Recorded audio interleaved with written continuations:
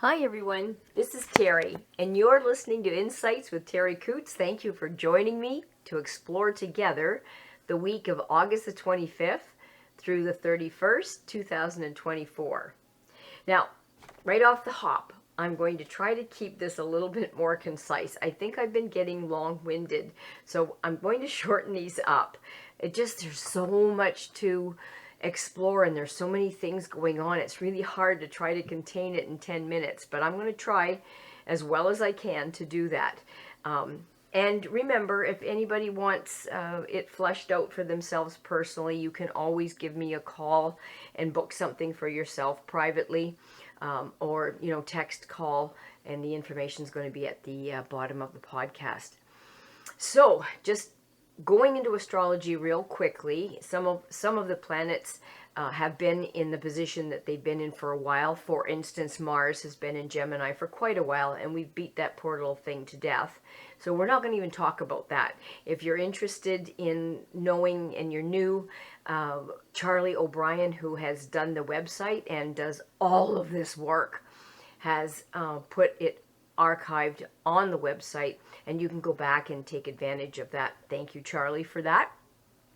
Now, the sun sign is still in Leo, which is that shiny kind of energy where we do like to feel good about ourselves, and this is a wonderful opportunity to help people kind of look at how they affect our lives and how we are going to make them feel better about themselves.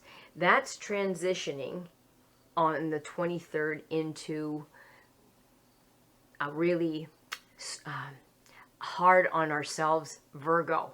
Now, when I say it's hard on ourselves, Virgo likes to analyze, likes to think, likes to try to figure things out. So we're moving from an impulsive kind of an energy into more thought-filled, mindful, almost logically trying to go from one to another, and it can immobilize us if we're not careful about it. So that's kind of a transition that can really be difficult to navigate at times. Just going from impulsive to, why am I not be able to make a decision? Why am I doing this? Why is it taking me so long to come to a conclusion? Why am I flip-flopping? And then Mercury, the planet of the mind, how we think, how we process, is still in retrograde. That is not helping. It's not helping our cause here. It is, but it isn't.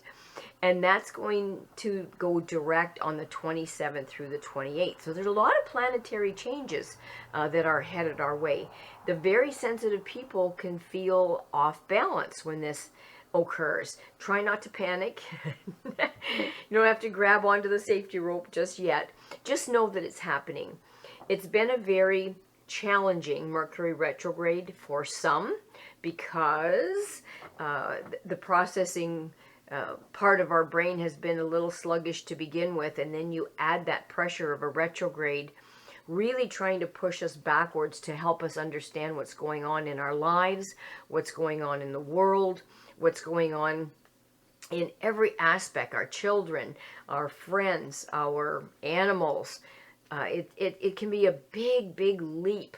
So give yourself lots of room. Sit down for once in a while and sit in a chair and just be. Try not to blow a fuse. Just be. And then Venus, the planet of love, beauty, and attraction, is in that Virgo energy. That's as well going to change on the 30th into Libra. So you see all these changes that are going on. That's a lot to handle for many of us. And so just be careful of accidents, be careful of misstepping, be careful of thinking and not taking care. You go to take the first step off the top of the step and we're not thinking, and step on the bone of the dogs, and off you go. Your own little journey down the stairs unceremoniously. We don't want that. We don't want that. So just be careful. It'll be a lot of pressure on your mind, be a lot of pressure on your resources, our energy.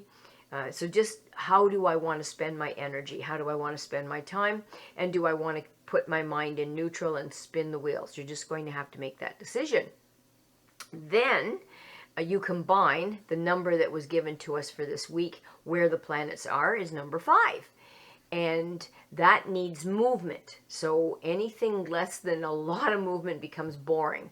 It likes change, and it may like to travel. So if you're planning a trip, that probably would be a very good thing for you. Even if you want to have a little adventure, not a bad thing. This is a search for freedom and adventure when you combine the number 5. What I find interesting is that seems to be, and I don't want to get into politics, but I do, Kamala Harris in the States seems to be, that's her flagship name, freedom. So it's kind of interesting that the number 5 in the search for freedom and adventure and being open to new things and new ideas and an inclination for leadership, this is ourselves individually, is also pairing with some of the political movements that are coming. Just interesting, that's all. Sometimes I wonder if these things aren't orchestrated already. The number 5 paired with where the planets are is very ambitious as well, and sensitive. And this is when you want to avoid routine and boredom. So as an aside for my parrots, I've been very careful not to just give them the same food. So I'm mixing up all kinds of different vegetables, some cooked, some raw, trying to be cognizant of what I fed them that day so I don't do the same thing the next day. Because this is an energy field that doesn't like routine and doesn't want to be bored. So then I could have animals like my dogs and my parrots being bored with their food, and then we get into issues where they're just not going to eat, and then I start to worry about them losing weight. The weakness of number 5 paired with where the planets are right now is we need to be careful not to succumb to sudden ideas, more instability, more inclination towards nervousness or a restlessness. Rather than the need to move and be productive, we become restless. So we have to be very cognizant to keep things in balance, emotional, professional, financial areas. Try to keep everything in balance. Look and see, am I spending too much? Am I spending too much money? Am I spending too much energy with people that don't give me back some of my energy offerings? We won't like rules. This is not an energy field that supports towing the line. We won't like restrictions. And we can't be forced to do something. So again, I'm saying too, beware of accidents with all the changes of where the planets are right now. Mercury being in retrograde and number 5 combining, which is, it can be struggle in numerology. Just really be careful of accidents. Just be cautious where you put your feet. I have to say, very quickly, this whole week, I have 15 dogs. Out of my 15 dogs, 4 have had accidents where they were running too hard, misstepped, hurt their legs, and I had to help them with their legs, even give a couple of them Tramiel to help the anti-inflammatory type of response that was occurring. One was a little scary, but we were okay. So they're falling, they're tripping, they're overusing themselves, they're overestimating their prowess when it comes to running and jumping and being silly. And so just be careful with yourself too, because if these performance animals are struggling, then so are we. Just quickly, some of the cards that I pulled up is suggesting on a soul level not to get into conflict, to try really hard to be non-confrontational, to see if you can work with your relationships, your situations, your challenges in a non-confrontational, non-aggressive, non-combative type of energy field. So what they want us to do is try to find something compatible, something that helps us compromise as opposed to getting confrontational. So for instance, I may have planned my day as a routine. This has to get done, but then somebody phones and blows me right out of the water. So everything has to adjust. To be confrontational with the person that initiated that change, maybe it wasn't their fault. Maybe something happened to them that I now have to adjust. And then how do you become flexible so that it transitions smoothly for you? So that at the end of the day, you're still good, you're still standing. That's a good one. You're still standing, but you're standing with a little different attitude of flexible ability to pivot in all of your life situations. What can I do to facilitate the good experience of another person, even if it inconveniences me a little, and then you'll find that it's going to be a good thing in the end. Just don't kill yourself, that's all. So that's the big soul thing. And they're also suggesting that we may not exactly know what we want in the next little bit. Like really not be focused, be able, I should say, to be focused on what we want, because there's so many changes that are happening around us. And they're just saying it's okay not to focus on something when you're not sure. That force, that mental force, that when you really know you want something and you lock on and you just get it done. We're in an energy field where we're just not sure, and Mercury retrograde is not a facilitating kind of energy for going forward. It's retrograde. So don't push yourself to go forward. Just maybe coast, tread water. When it goes direct, you'll have a better understanding of what just happened and how do I make the best of it. There, I did it. 11 minutes. That's not bad.